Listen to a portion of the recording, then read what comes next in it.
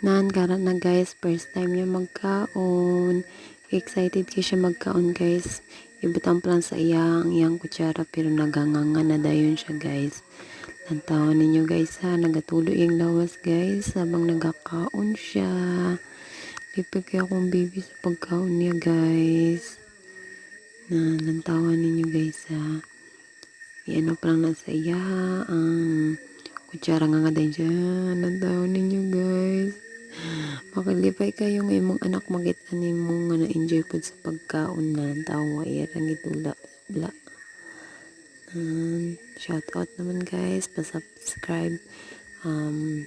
Totoong pangalan ko Lordena ko si Labador. Then don't forget to like, share, comment, and click the notification bell para updated kayo sa lahat ng bago kong video. Bye bye po.